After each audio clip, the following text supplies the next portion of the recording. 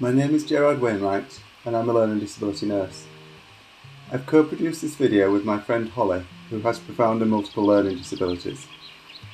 Because Holly is unable to consent, we've used photographs and videos in which she can't be identified. More than ever, we're now aware of the benefits of nature to our physical, emotional and spiritual well-being.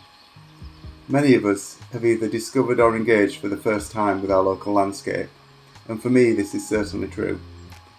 I try to spend at least an hour outdoors every day. I'm very fortunate that I live and work in Calderdale. I'm surrounded by moorland, waterways, Pennine Hills, woodland and incredible green open spaces. In a way, I take this for granted, as I can easily access these places, either on my own, if I want solitude, or with others for company.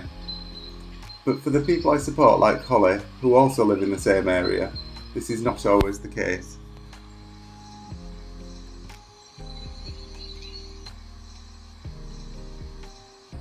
Holly needs adapted equipment to get around. She has a specially adapted moulded wheelchair, and this is really good for supporting her posture, but it can be cumbersome when we're out and about. This can potentially be a barrier to accessing nature. Many of the places I take for granted are out of bounds, as they're just physically inaccessible to anyone in a wheelchair, particularly an adapted one. But the people I support like Holly are very much sensory beings. Holly understands and engages with the world directly through her senses, and the benefits of nature, with all of its sights, smells, sounds, sensations and tactile opportunities, is endless. We often see the benefits of sensory rooms and spaces, but nature is an entire sensory world waiting to be explored.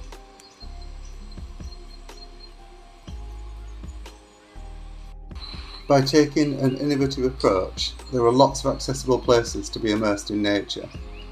The waterways and canals, once the lifeblood of industry in many of our towns and cities, are now a haven for wildlife, and often have wide, evenly surfaced towpaths which are ideal for adapted wheelchairs. Many are tree-lined, offering an incredibly sensory green canopy, and in the summer this dapples and filters. The sunlight creates incredible optical effects, as well as reflecting on the surface of the water. It's better than any sensory room, and with a little planning, free to access. There are meadows where we can pass through the overgrown paths, with wheelchair-high grasses, cow parsley, wildflowers, and all sorts of incredible colour, scents, textures and sounds.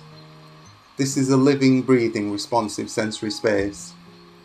Many wooded areas also have wide open walkways, and have amazing things to see and experience, no matter what the season.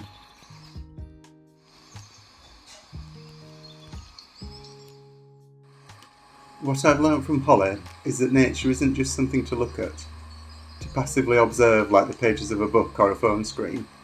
It's something to immerse your whole self in, something to feel, touch, inhale, smell, taste and experience. It's an entirely sensory engagement that's part of the present and the essential elements of what can make us feel alive. Nature is a language, and one which we can all share and understand. We need to do all that we can to make it inclusive.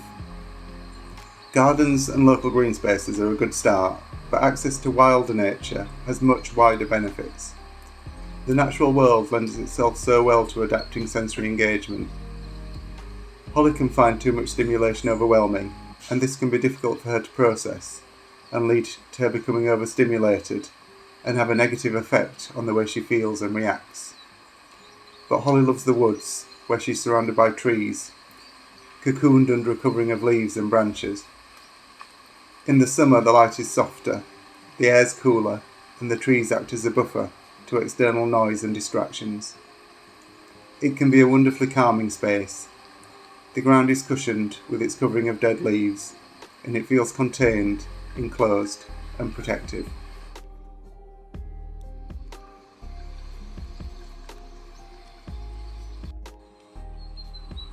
In this video, you can't smell and taste and touch. You can't feel the sun, wind and rain on your skin. Put your hand in the water, experience the texture of tree bark, moss, wild grass and bracken. You can't detect the changes in atmosphere, smell the moisture in the air, the wildflowers, pine trees, the earth, or the thin air at high altitude.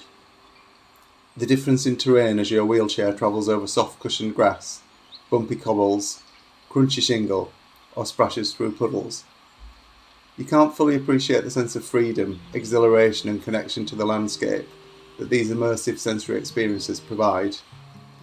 But by exploring our local area and finding accessible natural spaces, we can support people with profound and multiple learning disabilities to be immersed in the natural world.